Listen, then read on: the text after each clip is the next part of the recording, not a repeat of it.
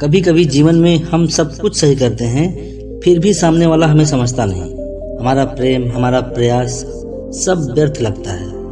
लेकिन क्या आपने सोचा है, अगर धैर्य ही हमारी सबसे बड़ी शक्ति हो तो? आज की कहानी बुद्ध के एक भिक्षु की है, जिसने अपने धैर्य और करुणा से घमंडी ब्राह्मण का हृदय बदल दिया। प्राचीन सियालकोट में उस समय बौद्ध भिक्षुओं का एक बहुत बड़ा संघ आया था।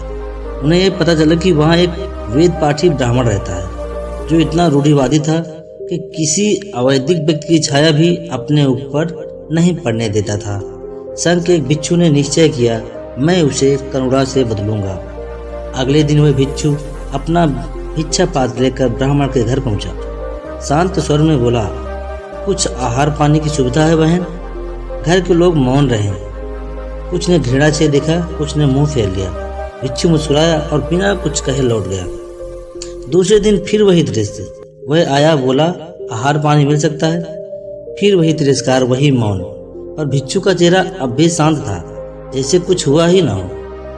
तीसरे दिन जब भिक्षु पहुंचा, ब्राह्मण कहीं बाहर गया हुआ था।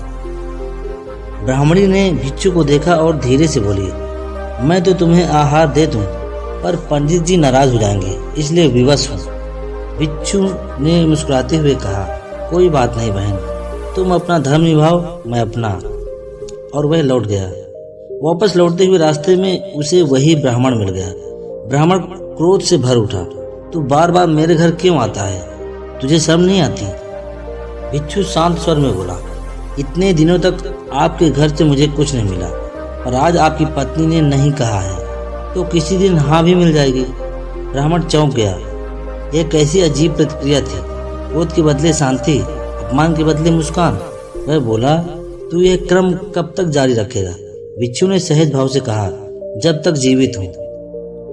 यह सुनकर ब्राह्मण का अहंकार पिघल गया। उसने सिर झुका दिया और कहा, मुझे क्षमा करें भिक्षु।